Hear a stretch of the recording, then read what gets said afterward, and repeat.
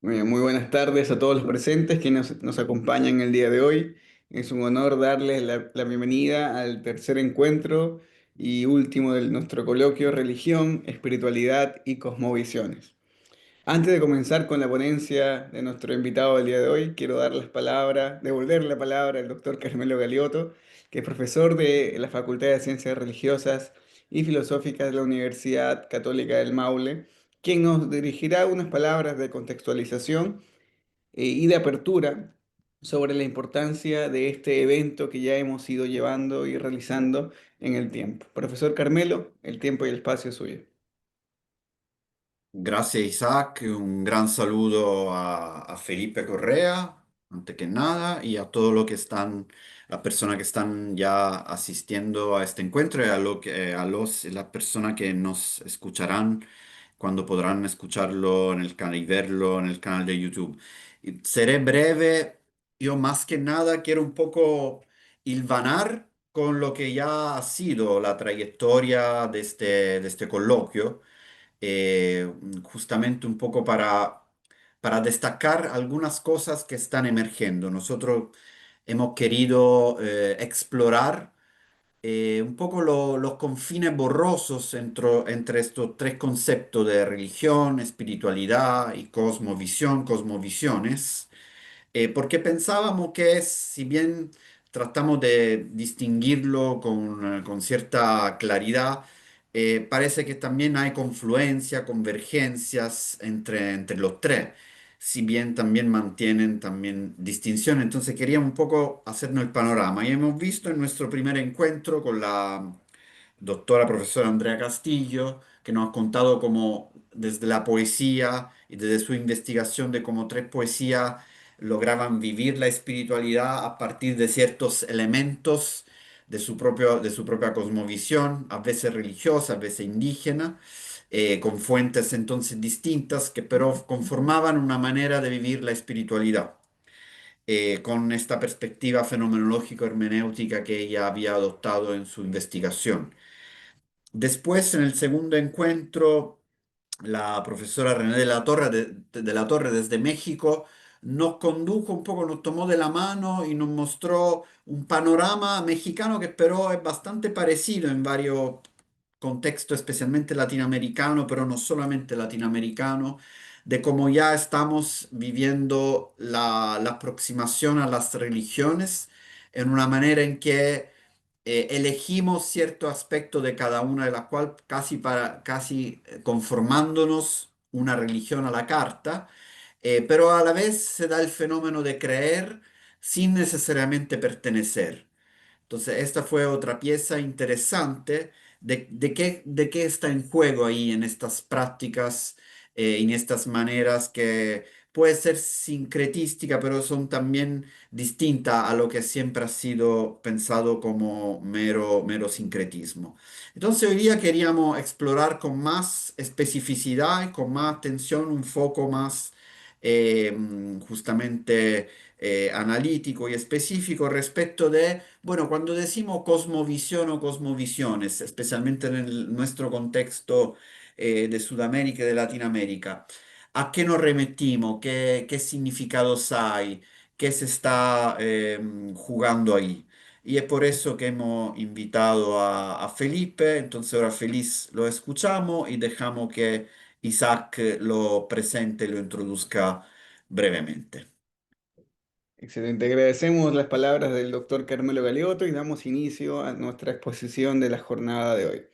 Nuestro expositor es Felipe Correa, el cual es licenciado en Ciencias Económicas por la Universidad de Chile, posee dos maestrías, la primera en Análisis Económico y la segunda en Filosofía, ambas por la Universidad de Chile, y actualmente está cursando y terminando el doctorado en Filosofía por la misma casa de estudios.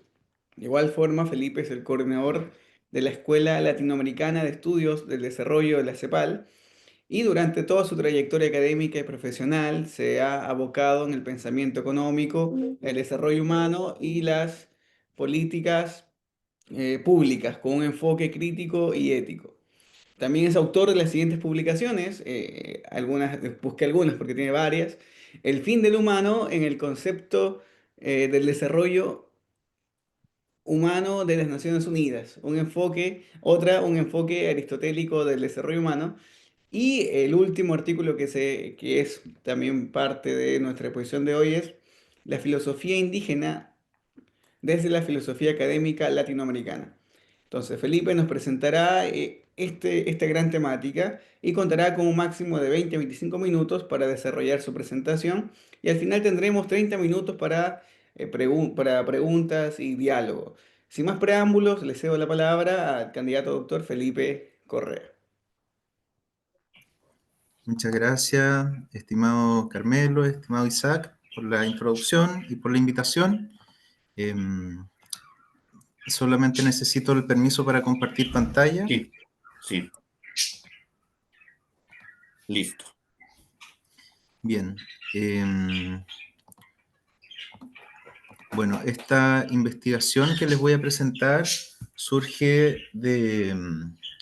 digamos, de mi trabajo en la CEPAL y en las Naciones Unidas por más de 10 años y en la pregunta sobre qué define lo latinoamericano, la identidad de lo latinoamericano, que es una pregunta que ya lleva muchas décadas de reflexión eh, y en conexión con el concepto de desarrollo, con este deseo que tienen o no deseo que tienen las sociedades y las comunidades latinoamericanas de mejorar su calidad de vida y tener vidas al final que puedan denominarse buenas. Así que en estas preguntas, este paper que está publicado ya y que yo voy a tratar de resumirles en 25 minutos, eh, trata de preguntarse si existe o no una filosofía indígena latinoamericana a partir de lo que los filósofos en América Latina o la comunidad filosófica en América Latina eh, consideran. Este es el paper que está publicado en la revista Veritas el año pasado, que es la revista del Instituto de Éticas Aplicadas de la Universidad Católica de Chile. Tiene también esta presentación algunas correcciones que he hecho al paper y un anexo sobre el tema específico de religiosidad, espiritualidad y cosmovisiones al final de la presentación para también nutrir un poco la conversación posterior.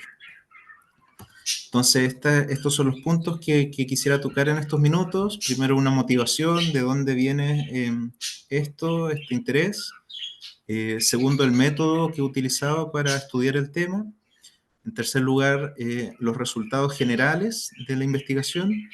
Y en cuarto lugar, una discusión que es un poco más extensa sobre los 5 conceptos principales de esto que podría denominarse un, una reflexión sobre los aspectos mentales de la cultura indígena latinoamericana. En primer lugar, el conocimiento o el saber. En segundo lugar, la cosmovisión. En tercer lugar, el pensamiento. En cuarto lugar, la filosofía o sabiduría. Y en quinto lugar, los valores indígenas. Y ya al final la conclusión y el anexo. Entonces partimos con la introducción o motivación. Existe en la actualidad una reflexión sobre la filosofía indígena en América Latina. Esto ha salido en varias publicaciones, papers académicos y libros, conferencias, seminarios, en fin. Se le llama de distintas maneras, por ejemplo, filosofía de Abya Yala, filosofía aymara, sistema filosófico yoruba, filosofía amazónica, filosofía tecoporá, más relacionados a los tupí, al pueblo tupí, y filosofía andina también. Y bueno, dada cuenta de esta pluralidad de denominaciones, entonces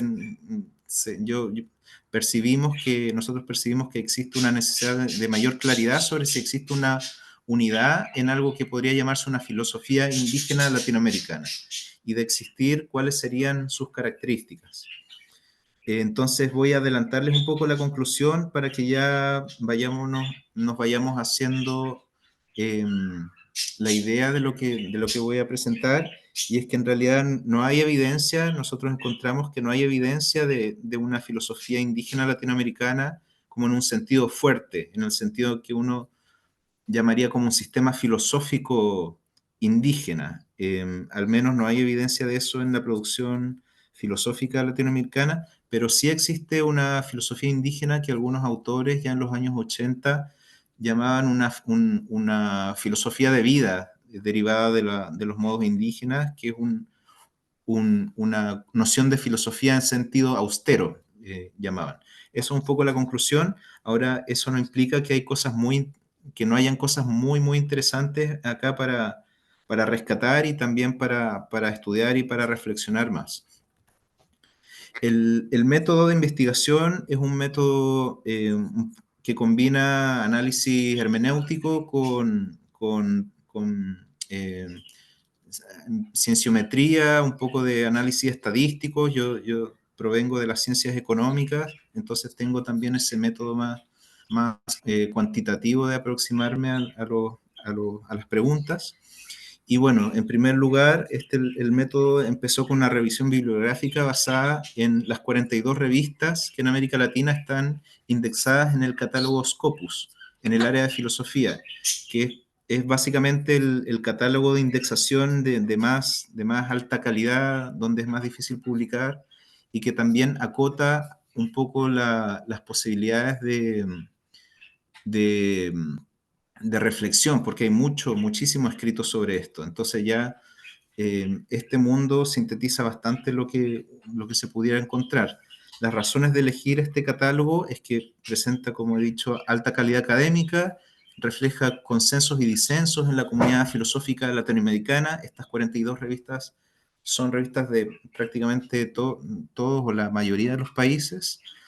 Eh, También delimita los tipos de fuentes para evitar un cherry picking, lo que significa que es que un autor pueda, para definir un concepto o para hacer una discusión sobre algo, elegir simplemente los papers o las revistas que estén más cerca de su modo de pensar. Y bueno, la idea en esta investigación era más bien ver qué pensaban los filósofos latinoamericanos sobre esto, yo partiendo con pocas preconcepciones sobre esto.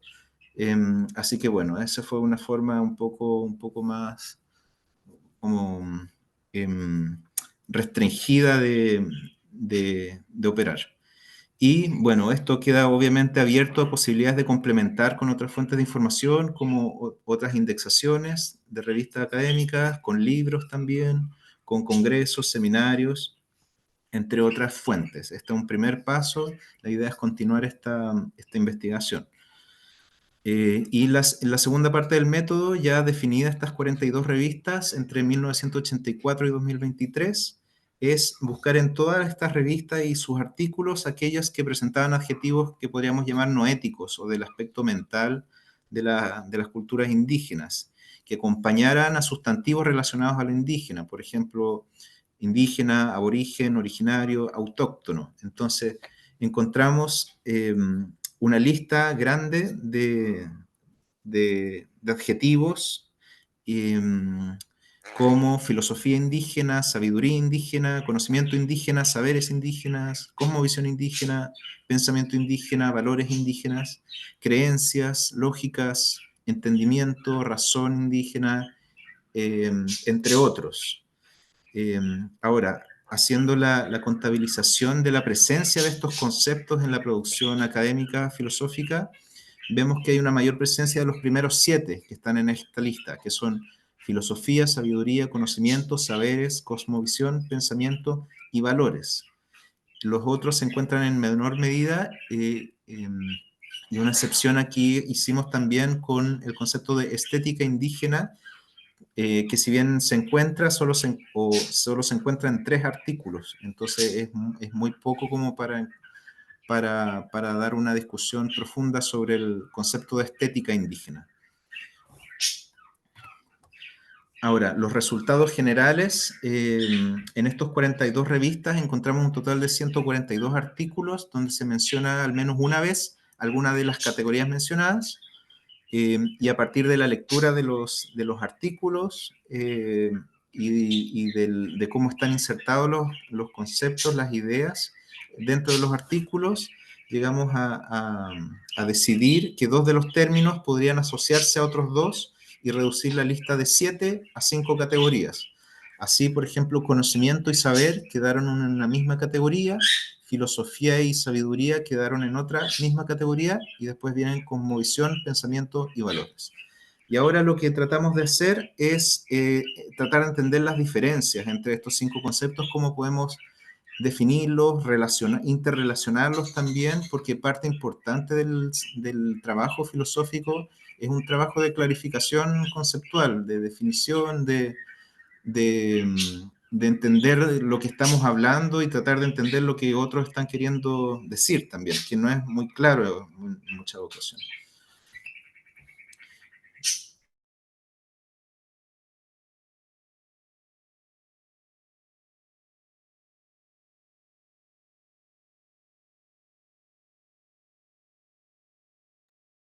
Desde 1984 al 2022, con el número de artículos publicados cada año en revistas latinoamericanas de mencionadas.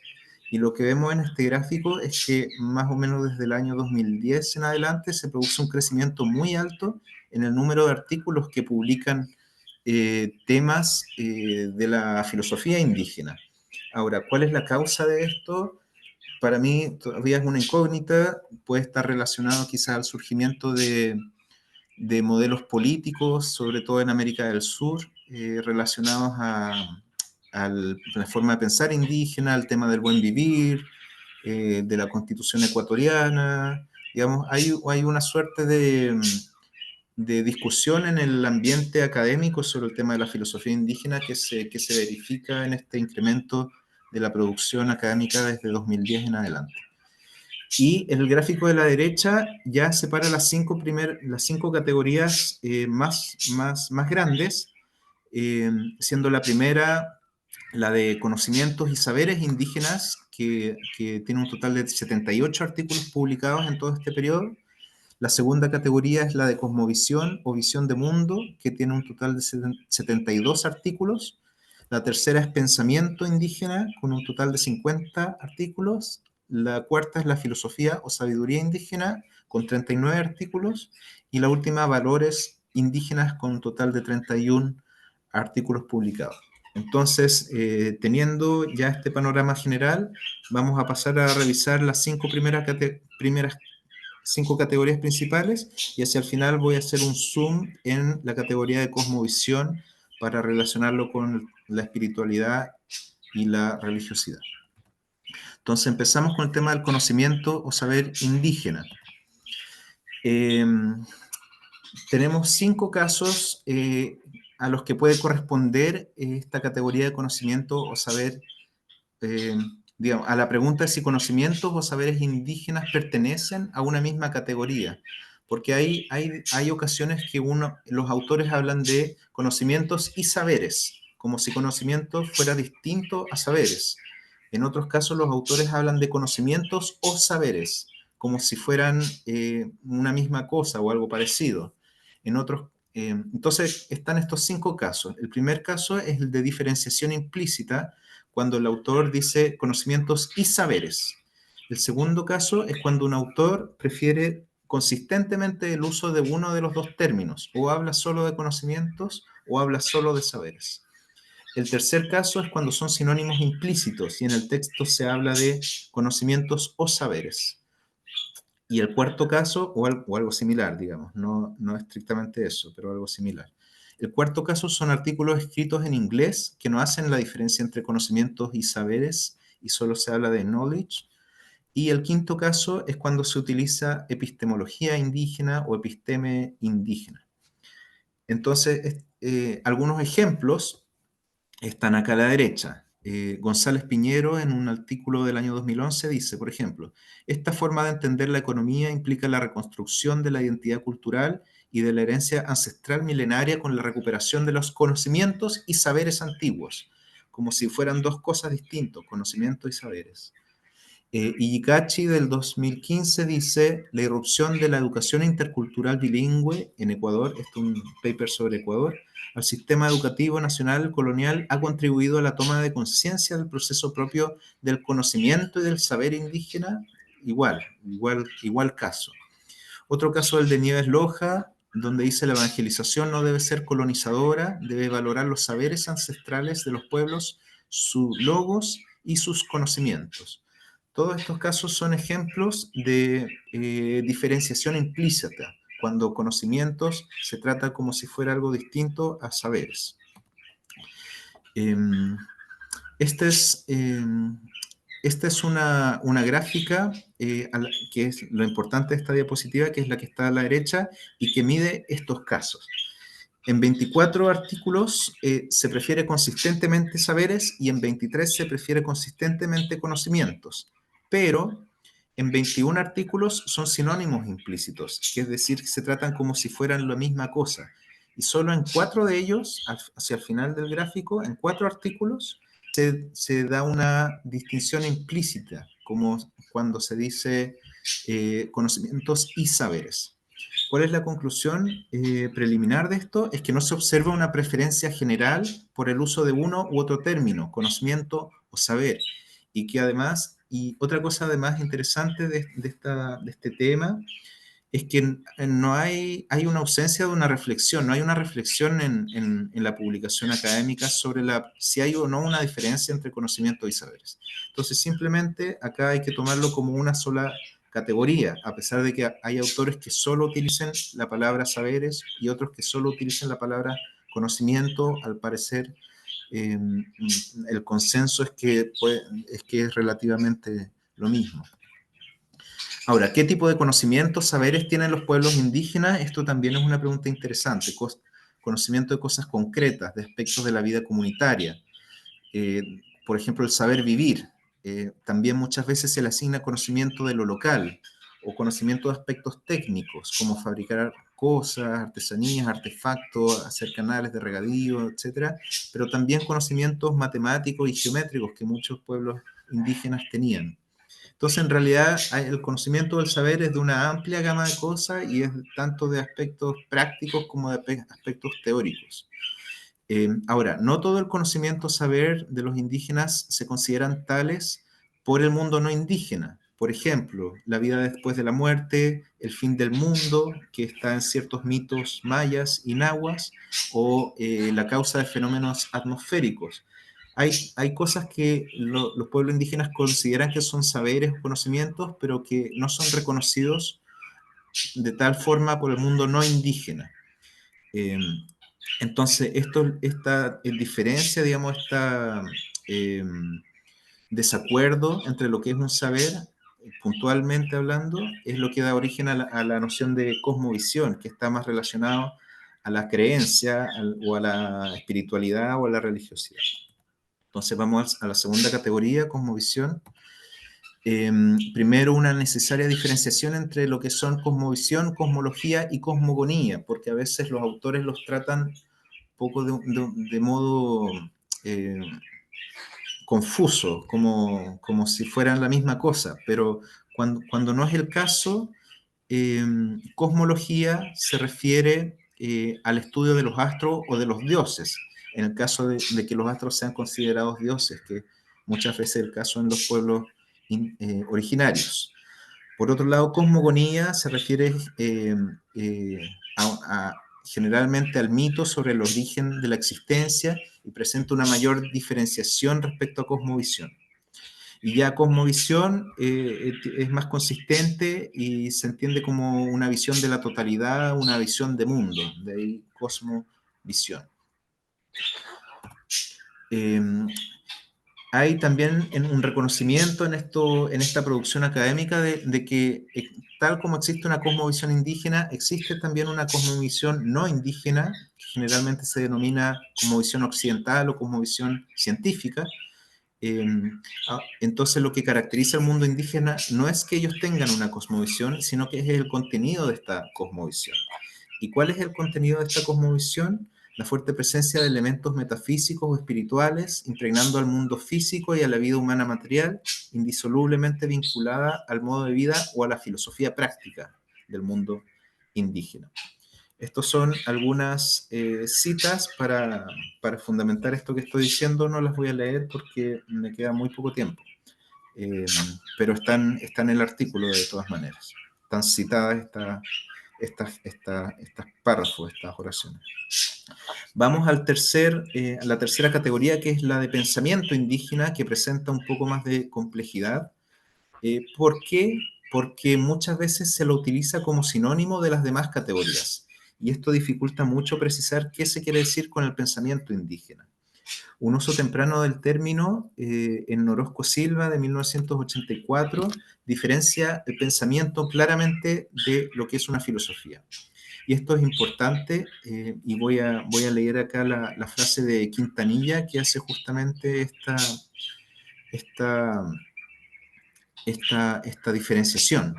Dice: en la época precolombina hubo naturalmente pensamiento propio y una cosmovisión idiosincrática de estas tierras, pero que no se puede asimilar toda cosmovisión a una filosofía.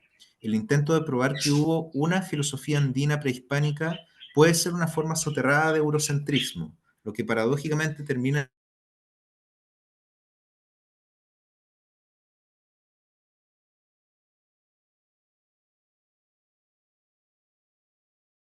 de la palabra, pero sí existe una filosofía como, como filosofía práctica, y que se diferencia del pensamiento. Hay otras formas de referirse a la categoría del pensamiento. Por ejemplo, pensamiento del indígena, formas de creer y de pensar ancestrales, formas de pensamiento indígena, modos indígenas de pensar, patrones de pensamiento indígena, razón indígena, entendimiento indígena, pensamientos indígenas. Ahora, si hubiera que elegir algún campo semántico, campo de significado, que sea propio del término pensamiento y que lo diferenciara de otros términos y conceptos, un buen candidato sería el de modo de pensar o forma de pensar. Porque mientras pensamiento designa un contenido concreto, un modo de pensar designa más bien un proceso mental, una forma de llegar a un contenido, a un resultado.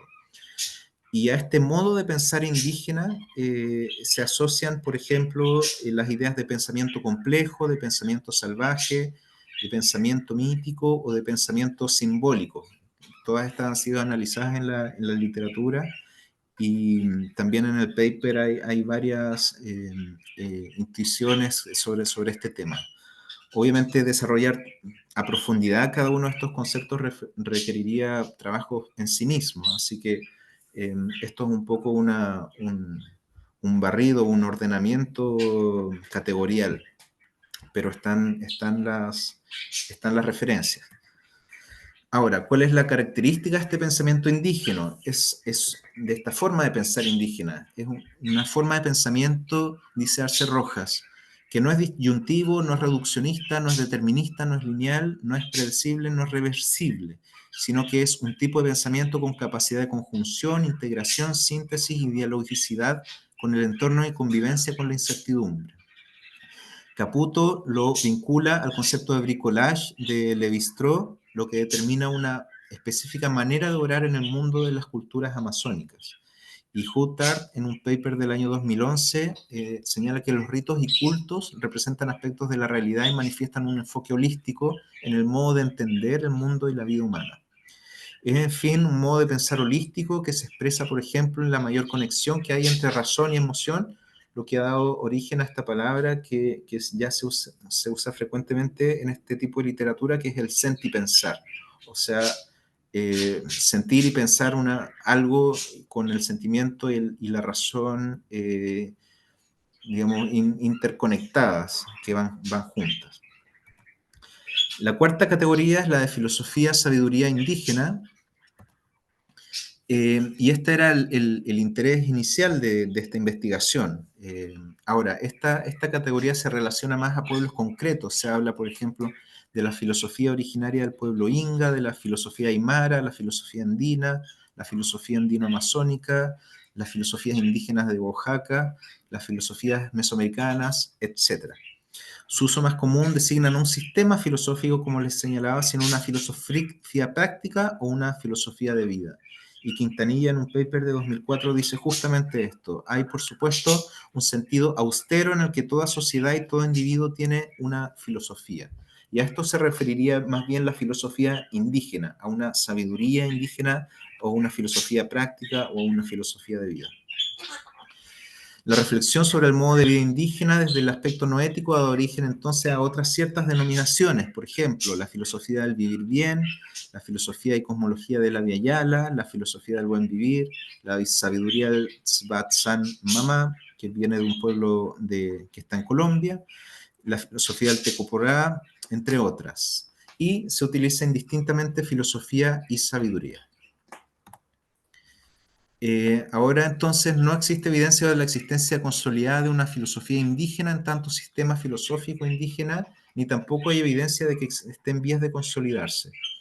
De modo similar a cómo se habla de una filosofía latinoamericana, por ejemplo. Hay un problema hermenéutico y de inconmensurabilidad en este tema. Los conceptos, los términos que usan los pueblos indígenas en América Latina son muy distintos y no representan necesariamente las mismas cosas, las mismas categorías. Ahora, un elemento central a la filosofía indígena, esta forma de vida, es la idea de saber vivir y de saber convivir, y por ende es central también la existencia de una ética indígena. Parte esencial de esta ética indígena es la no limitación a los seres humanos, sino la inclusión de la naturaleza, los ecosistemas y los espacios físicos en los que se habita como agentes con voluntad. Y ya finalizando, voy a la última categoría, que es la de los valores indígenas, y está muy vinculado esta categoría a la existencia de la ética indígena, que está ampliamente reconocida. Algunos de estos valores son los valores comunitarios, la reciprocidad, el respeto mutuo, la confianza, la amistad, la empatía, la vincularidad, la complementariedad y la convivencialidad simbólica. Ahora, se presenta muchas veces como una ética que es opuesta a una ética de la competitividad y del individualismo, en general a un egoísmo ético. Y se reconoce también que puede tener una similitud con sistemas éticos occidentales, entre comillas, a partir de la idea del buen vivir o del vivir bien. Esto es interesante y puede ser interesante considerando que las sociedades latinoamericanas son sociedades mestizas que tienen un padre simbólico que es europeo y una madre simbólica que es indígena. Entonces, ¿cómo pensar diálogos entre sistemas éticos indígenas y sistemas éticos occidentales? Es también un tema interesante a estudiar. Una conclusión es la propuesta de ordenamiento conceptual, un poco para clarificar los términos y para que los investigadores en esta área utilicen términos que puedan ser mejor comprendidos por la comunidad filosófica académica. Primero, el concepto de filosofía o sabiduría, que es el interés central, que tiene como un núcleo central que son los valores, que está también reconocido como una categoría propia, referente a una ética indígena. Ahora, la sabiduría o filosofía se reconoce también que depende de una cosmovisión, una visión de mundo, de cómo funciona el mundo, el sistema, cómo funciona la relación entre los seres humanos, con la naturaleza, con las deidades. Y existe también en conexión con la filosofía o la sabiduría del modo de vida, el conocimiento o el saber indígena, que incluso es el saber vivir o el saber vivir bien, que es una forma de conocimiento entre otros tipos de conocimiento. Y englobando todo esto, un modo de pensar que es particular del mundo indígena, que es un pensamiento más integrativo, más holístico, es una forma de pensar distinta al pensamiento occidental.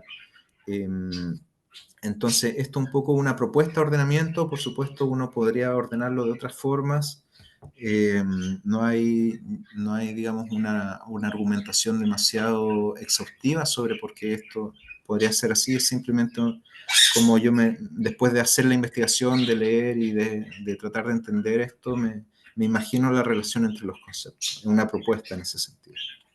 Y bueno, este adendo que es religión, cosmovisión y espiritual, que es algo que he desarrollado solo para esta charla. Yo sé que estoy pasado el tiempo. pero voy a tratar de hacerlo lo más corto posible. Entonces, primero, la relación entre espiritualidad y cosmovisión en esta literatura revisada. Eh, esta cita Cabrera dice rápidamente: ahora bien, en la cosmovisión de los Nukak, su mundo se encuentra estructurado en 3 niveles. G, al nivel de arriba, es el lugar en que viven varios espíritus, donde la vida es ideal, pues no hay muerte ni enfermedad, y a donde se dirige el Nepi, uno de los espíritus de un Nukak cuando fallece. G, nivel intermedio, es el lugar donde viven los Nukak y en donde permanecen luego de la muerte de algún Nukak otro de sus espíritus. En fin, etc. Lo que se quiere decir acá es que la cosmovisión ordena el lugar donde permanecen los espíritus después de muerto. Y acá entonces la noción de espiritualidad significa la cualidad de ser espíritu, de reconocer que una persona cuando fallece tiene un espíritu que permanece vivo. Y la cosmovisión engloba, digamos, todo el espacio donde habitan los espíritus. Por eso es más amplio que la espiritualidad. Ahora, otra cita que es interesante es la de Gómez, que dice: al interior de esta cosmovisión, todo lo que rodea al Raramuri tiene espíritu. Las plantas como el maíz, los arroyos, los animales, las piedras, el aire. Entonces no son solo los muertos los que tienen espíritu y que se van a estos mundos con niveles, sino que todas las cosas, incluso vivas, e incluso, digamos, que nosotros no consideraríamos viva como una piedra, tiene también espíritu. Y esto nos recuerda digamos, a ciertas cosmovisiones místicas orientales también, donde la existencia tiene una doble naturaleza, una naturaleza ilemórfica, diría Aristóteles, una naturaleza material, pero también una naturaleza álmica o espiritual. La otra categoría es la de religión, que yo la encuentro como una intersección entre la espiritualidad, que podría entenderse como la creencia del espíritu, y la práctica. Y algunas digamos, frases y acercamientos que sugieren este espacio son, por ejemplo, el de Ortiz, donde dice: además de la división entre comunidades católicas o evangélicas, este es un paper donde discute la religiosidad indígena actual. En esta nueva religiosidad perviven elementos fundamentales de la cosmovisión tradicional chamánica, la idea de una pertenencia al territorio y a la naturaleza y a sus seres y fuerzas espirituales, cuyo equilibrio determina la salud, la organización social en clanes, etc. Entonces, se habla de una nueva religiosidad como una creencia nueva y una práctica nueva también, que retoma cosas que estaban en la cosmovisión tradicional chamánica. Entonces, la religiosidad acá se entiende como un espacio que reúne prácticas y creencias espirituales.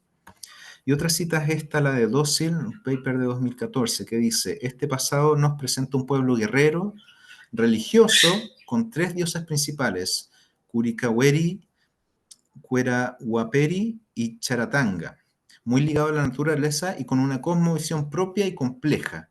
Entonces acá en este paper se habla de religiosidad como creencias referidas a deidades y la cosmovisión como algo más complejo, que tenía que ver también con la naturaleza, no solo con las deidades. Por eso acá cosmovisión es como lo que engloba, y religión tiene que ver con las creencias en deidades, en fuerzas espirituales, pero también con una práctica que está imbuida de estas creencias espirituales. Ahora, esta es la última reflexión y ya dejo espacio para la conversación. Es que la religión se percibe en esta literatura como un espacio de disputa, lo que lo diferencia de la espiritualidad y de la cosmovisión, que no se designa nunca como un espacio de disputa, a pesar de que pudiera serlo, digo, pero la literatura siempre, cuando habla de una disputa en estas 3 categorías, siempre la refiere a la religión.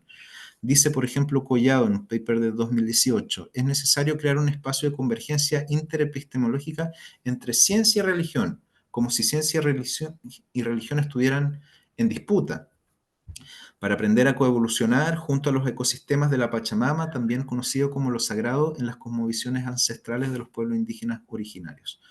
Otra cita que va en esta dirección es la de Ortiz, que dice: así el ejercicio de traducción no se presentó tan solo como el encuentro entre diferentes visiones de mundo o cosmovisiones y de la sociedad en medio de concepciones diferentes de lo jurídico, sino que al abordar los conceptos de justicia, derecho, deber, Estado, Constitución, se revivieron y consideraron muchos de esos episodios descritos anteriormente sobre la historia de sometimiento e imposición cultural y religiosa.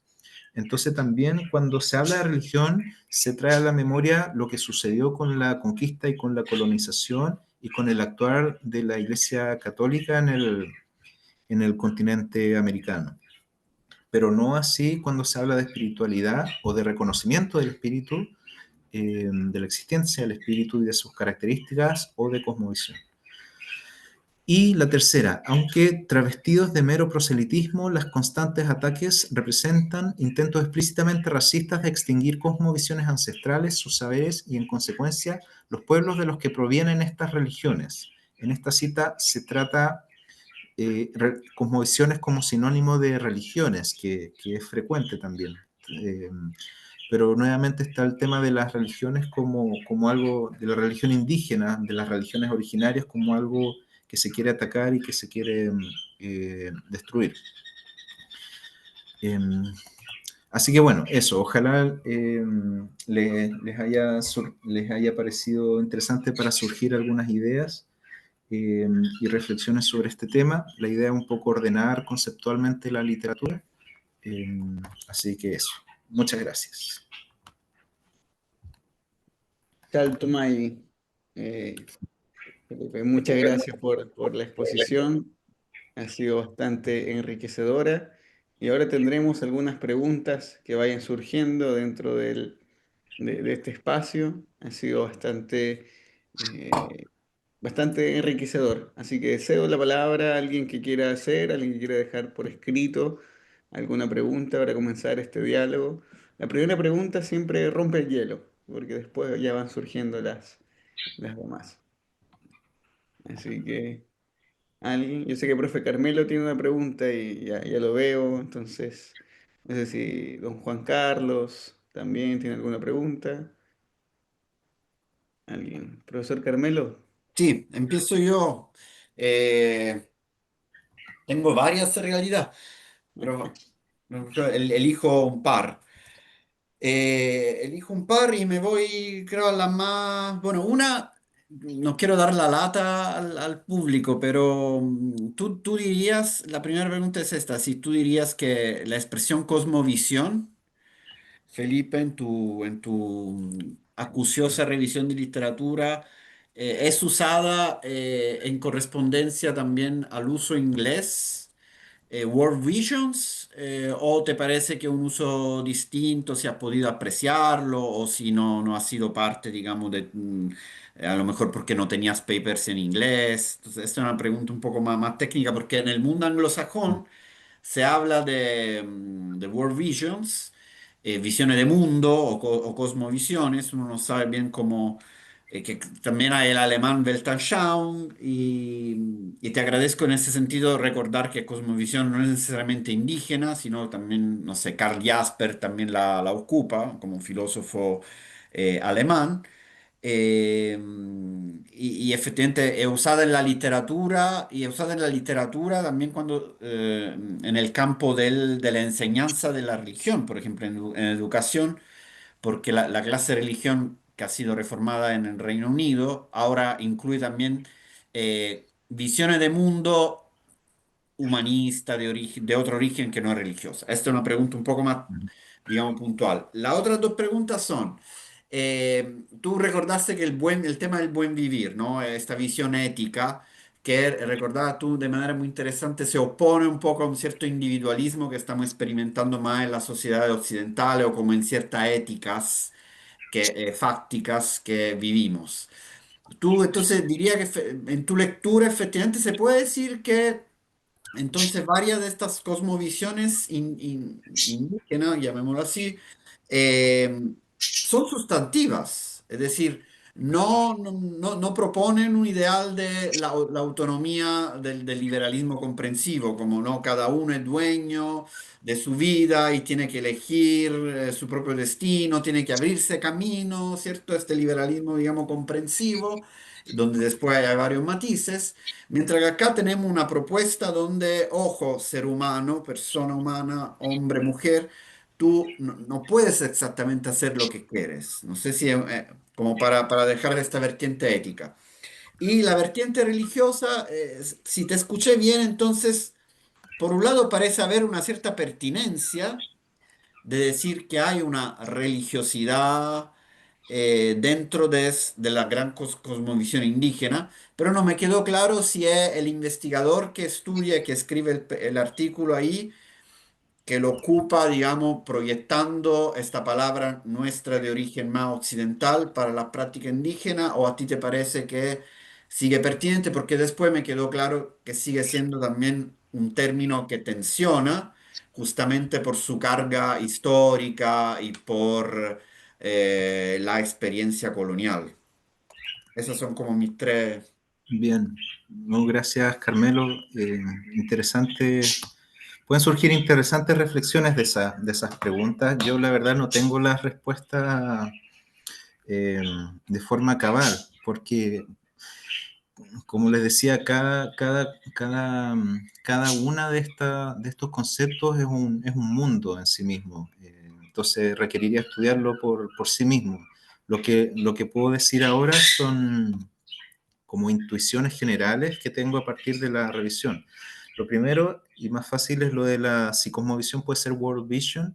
Sí, hay algunos papers en inglés publicados en las revistas latinoamericanas, porque la mayoría de ellas acepta también papers en inglés, en portugués, en francés, en algunos casos, y se utiliza Worldview. Worldview, y, y eso, bueno, no hay una traducción de parte del autor de esos términos, pero a veces cosmovisión se usa indistintamente con visión de mundo, en español incluso.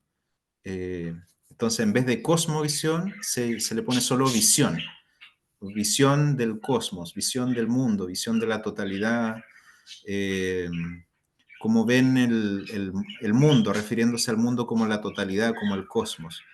Entonces es una traducción un poco literal de worldview, visión de mundo. Yo diría que sí puede ser utilizada.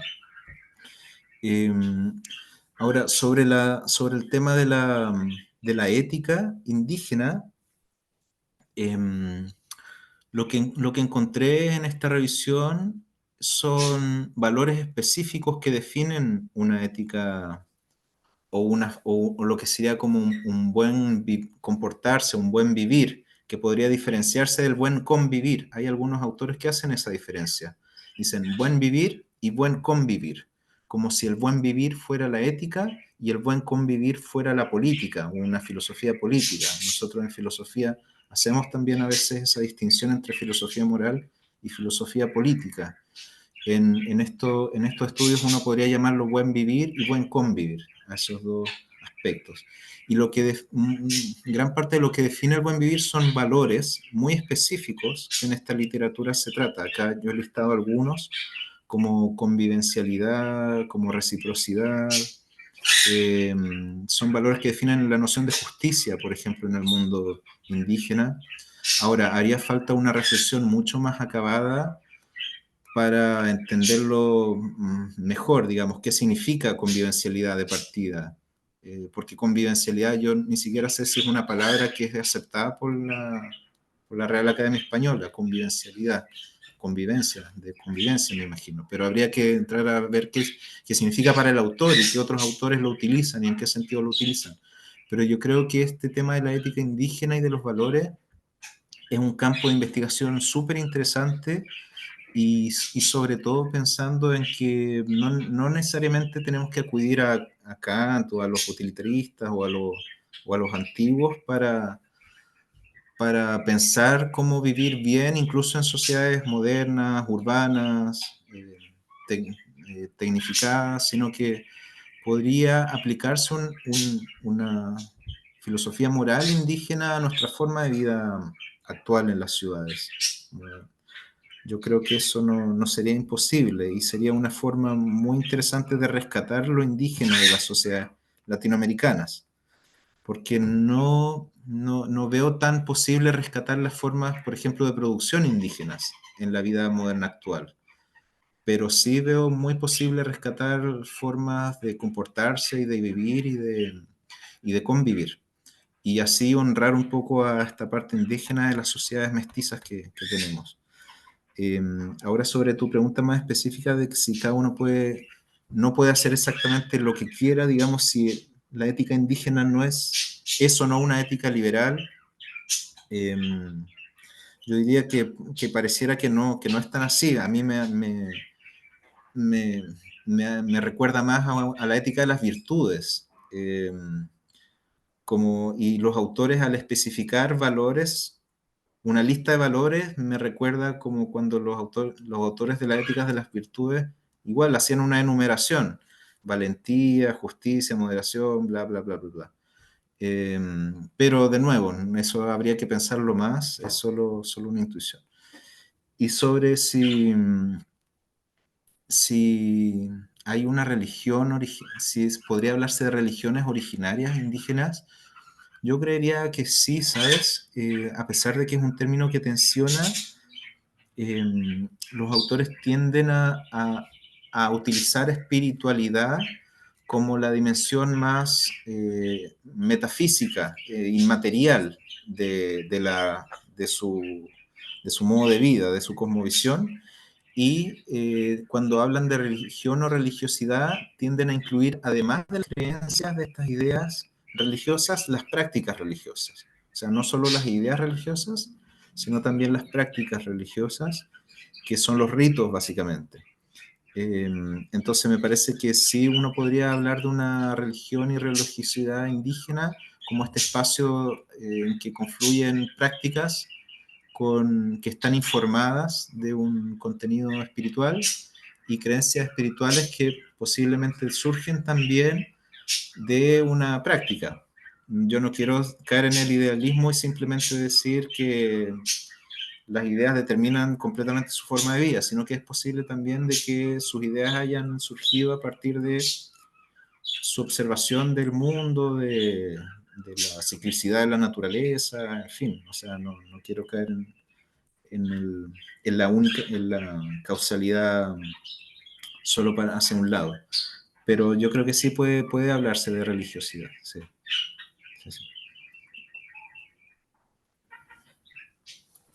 Excelente. Gracias. ¿Alguien más? ¿Tiene alguna pregunta? Sí, Isaac, Sí, ¿me por escuchan? favor. Se escucha. Muy bien, muchas gracias. Primeramente, felicitar al doctor Felipe por tan brillante exposición. Mi nombre es Rubén Saraza Barriga y yo soy aymara desde Perú. Soy antropólogo y también estudioso de la espiritualidad aymara. Bueno, también tengo textos editados sobre las investigaciones que tengo sobre la espiritualidad aymara. Quisiera comentar algo o aportar de repente, ¿no? Que en la posteridad se puede ir de repente mejorando más las investigaciones o motivando más en las investigaciones, ¿no? Algo que yo he encontrado es lo siguiente. Dentro de la cultura occidental, que nosotros hemos sido formados, tenemos un pensamiento antropocéntrico. Lo que he podido encontrar es el pensamiento biocéntrico del hombre aymara, ¿no? Entonces, en ese pensamiento biocéntrico de pertenencia del hombre a la naturaleza, eh, se nota que no hay, digamos, eh, este término, digamos, moralista, ¿no? Por eso decíamos la espiritualidad aymara no es moralista, o sea, no hay ese discernimiento del bien y del mal. ¿Por qué no hay eso? Porque existe una manera de ver el mundo donde el hombre aymara tiene la conciencia de lo sagrado que es la naturaleza. Entonces, ese estado de conciencia, de sacralidad, hace de que no puedas dañar, ¿no? Las plantas, los animales, a las personas, respetar, ¿no? A las montañas, el espíritu, etcétera, ¿no? Y también no es teísta. ¿Por qué? Porque muchos libros de historia, acá en el Perú, por ejemplo, se dice, ¿no? Que el Inca adoraba al dios Sol, pero en términos quechuas, en términos aymaras, no existe una palabra que esté diciendo que es Dios, ¿no? Entonces, simplemente dicen Padre Sol. O sea, la traducción sería eso, ¿no? Del quechua como también del aymara. Entonces, ¿qué cosa es un padre? O la Pachamama, ¿qué es una madre? ¿Qué es? Es una entidad criadora, no creador, sino criadora, el que te cría, digamos, ¿no? Entonces, hay ese concepto de que la naturaleza nos cría a nosotros, ¿no? Y nosotros somos parte de la naturaleza. De ahí viene ese pensamiento biocéntrico, ¿no? Entonces, lo otro que también he podido encontrar es de que en el pensar o en la sabiduría aymara no hay creencias, o sea, no existen creencias, ¿no? Pero lo que sí existe creencias es en la cultura occidental, en los modelos de pensamiento que se han desarrollado en el saber, en la sabiduría, en la filosofía occidental, sí existen las creencias. Por ejemplo, cuando alguien dice, digamos, he visto algún espíritu, eso es una creencia, pero, o una religión es una creencia. Digamos, los cuentos, los mitos, las leyendas son creencias, ¿no? Pero para el Aymara eso no es una creencia, es una vivencia, ¿no? Si, digamos, alguien dice, oye, sabes, me he encontrado con un espíritu, las personas le creen. O sea, ¿por qué? Porque dice que es una experiencia de vida. Entonces, su saber en Aymara se llama Amhasi, que quiere decir memoria comunitaria. Y los contenidos categóricos de esa memoria comunitaria son las eojas, y las eojas son los encargos, o sea, procedimientos de cómo el hombre se encamina en la sociedad, ¿no? Por ejemplo, cuando nace un hijo, ¿qué deben hacer los padres? Cuando se van a matrimoniar, ¿qué deben hacer los padres? Cuando alguien muere, ¿qué deben hacer? O sea, esos son los encargos que están dentro de ese Amhasi, que es la memoria comunitaria. Entonces, el conocimiento o la sabiduría del Aymara está basado en eso, ¿no? Y su proceder también va en función a ello. Entonces, esas hojas, que digo, esos encargos, están basados en las vivencias. Entonces, cuando el Aymara respeta una vivencia, es como respetar a sus ancestros, ¿no? Bueno, eso es lo que he querido comentarles. Hay mucho más en realidad que me gustaría seguir compartiendo, pero el tiempo es corto y muchas gracias. Muchas gracias. Muchas Muchas gracias. gracias por compartir, Rubén. ¿Alguien más? ¿Alguna pregunta?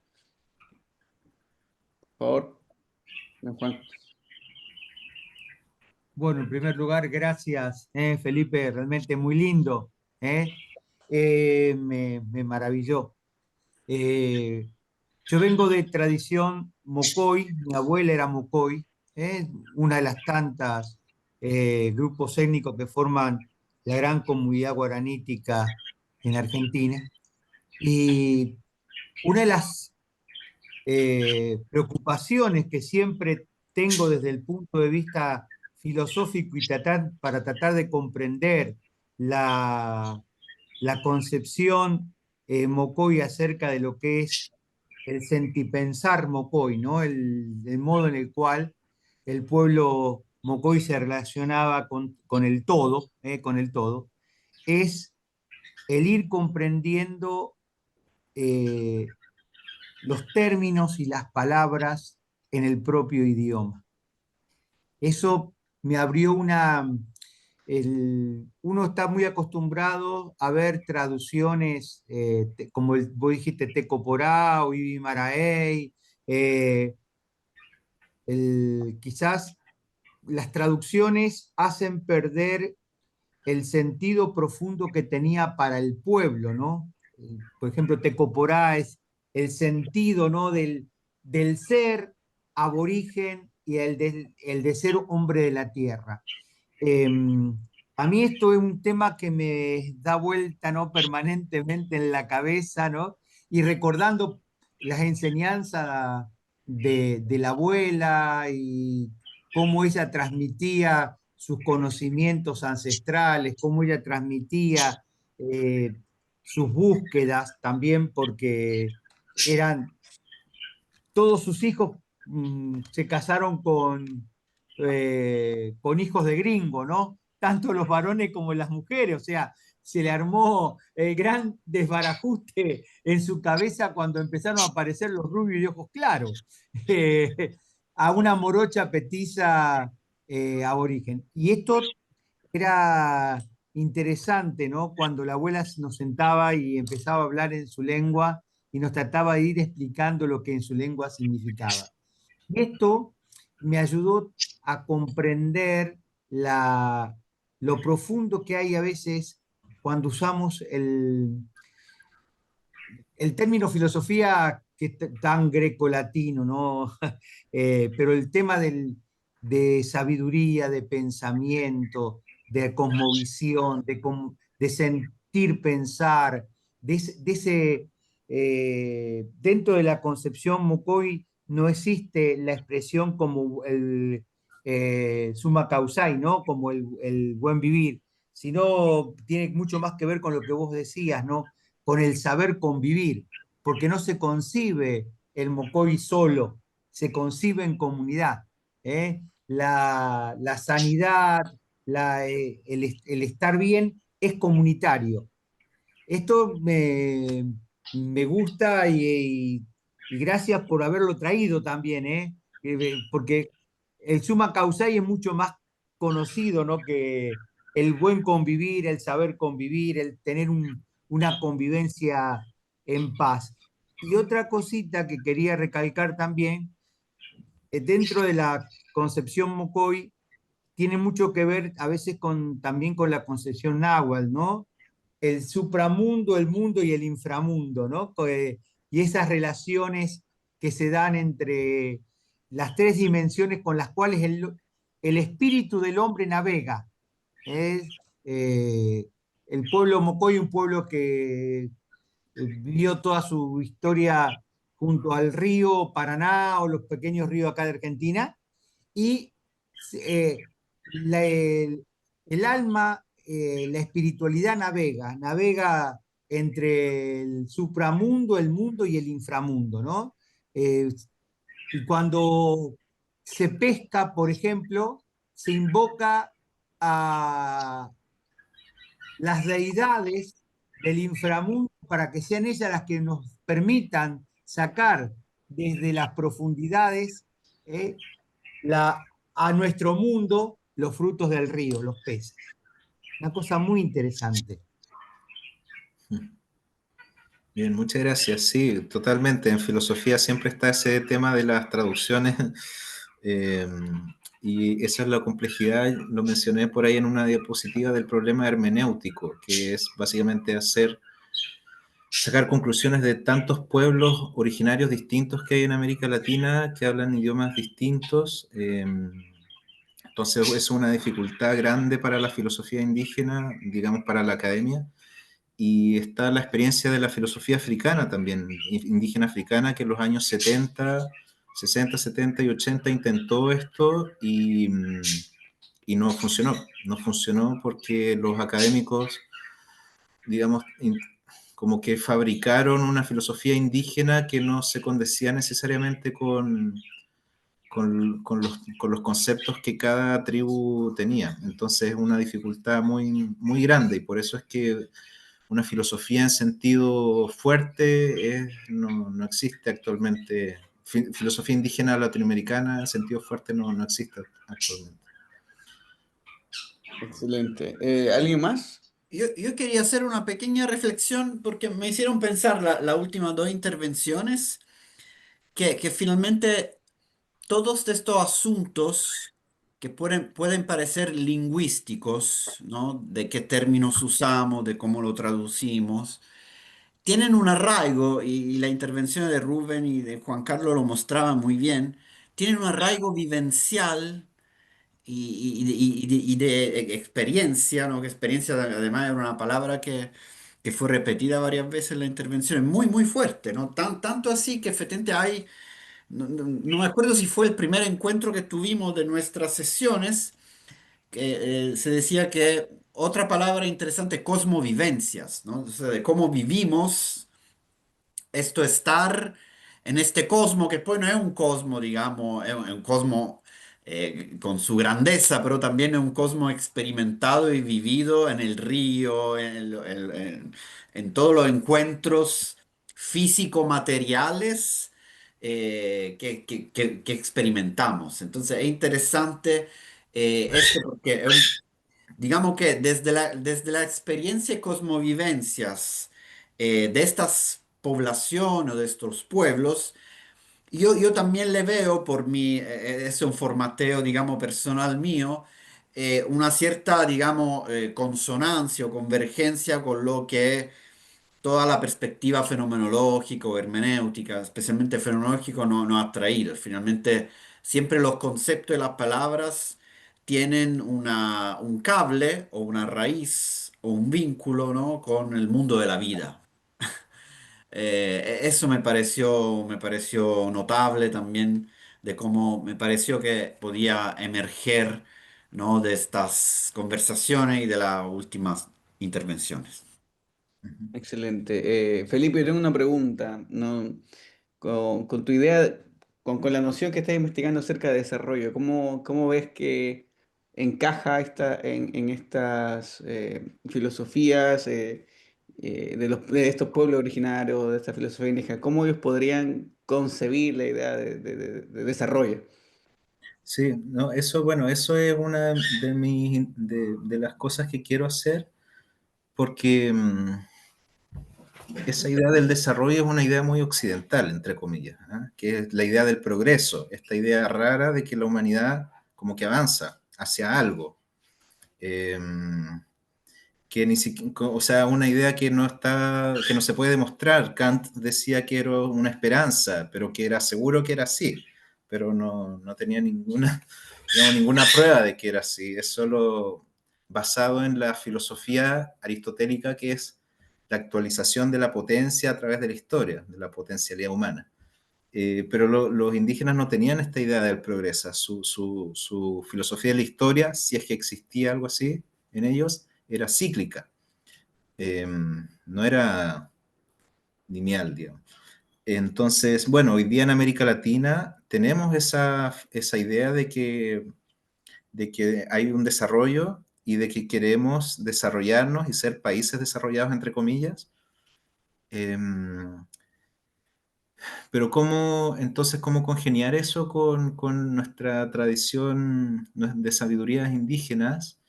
Y hay varios antecedentes en la historia del concepto de desarrollo, más bien vinculados a la historia de cómo surgió la idea del desarrollo humano en el último medio siglo.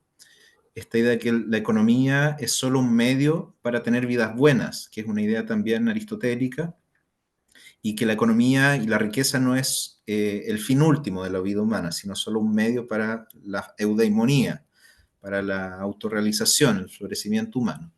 Entonces, si al final lo que queremos es la felicidad o como se le llame, la autorrealización, el florecimiento, vivir bien, tener una vida buena, eso ya nos mueve desde un concepto de desarrollo centrado en la economía a un concepto de desarrollo centrado en el bienestar humano, y podríamos ampliarlo para decir una noción de desarrollo biocéntrica, como decía Juan Carlos, no antropocéntrica necesariamente.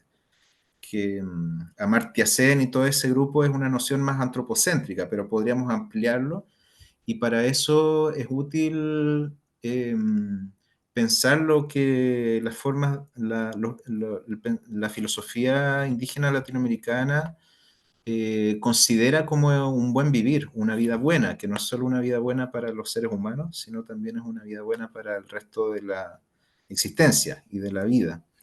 Entonces, quizás entender el desarrollo como un camino hacia una vida buena para todos y para todo. Eh, se puede hacer también esa conexión entre la filosofía occidental, que es más biocéntrica, hay una rama también que es así, y la filosofía indígena latinoamericana. Entonces yo creo que por ahí puede ir como una redefinición del desarrollo, porque está bien, yo creo, aspirar al desarrollo, al buen vivir, pero el problema es qué significa eso. Esa es la cuestión al final. Excelente, Felipe. ¿Alguien más? Ya como para ir terminando, son las 7:12. Dejamos espacio para alguna última pregunta, ¿no? Entonces, con estas últimas palabras y respuestas que nos ha dado Felipe, damos por finalizado y agradecemos a todos los que han participado en estos encuentros del coloquio Religión, Espiritualidad y Cosmovisiones. Queremos agradecerle profundamente a nuestro expositor por compartir con nosotros su conocimiento y experiencia, así como a cada uno de ustedes por su participación activa que enriquece y da vida a este espacio de diálogo y reflexión. Para terminar, antes de que acabemos, vamos a sacarnos una foto para que quede inmortalizado en este momento. Así que para que ahí quede en todo el tiempo y todo el desarrollo que se pueda ver. Así que todos los que puedan, vamos a sacarnos nuestra foto final. Se pueden prender sus cámaras para poder. Así que vamos a la cuenta de uno, dos y... Ahí parece que alguien más va a prender su cámara. Israel, ahora sí, vamos, uno, dos y... Excelente, bien. Muchísimas gracias a cada uno de ustedes. Estos ciclos van a seguir el próximo año, así que esperamos contar con ustedes, con su presencia. Un aplauso para Felipe. Muchísimas gracias. Muchas gracias y mucho Gracias. éxito ahí con los- Que les vaya bonito a cada uno de ustedes. Buen camino, Gracias. buen camino. Gracias. Quedamos al habla. Hasta las próximas. Ay, ¿puedo Chao, decir chao. algo? ¿Me escuchan? Ah, sí, sí. Mirta. ¿Me escuchan? No, sabe, quería, bueno, me gustó mucho el tema de felicitaciones a Felipe, a ustedes los que compartieron, pero eh, como uno no alcanza a notar, si la presentación es posible que la manden por correo, ¿sería Claro, claro que sí. posible? Sí, sí, lo Entonces, haremos, Mirta. La vez pasada lo logramos hacer, así que lo vamos a repetir. Sí, ya, para repasarla, porque uno, algún apunte uno alcanza a notar, está bien, lo está noto. bien.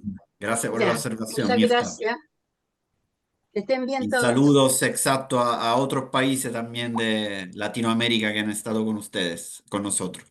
Nos vemos. Chao, Un chao. gusto, Felipe. Ahí te comparto Chao, las fotos. chao. Vale, chao, chao.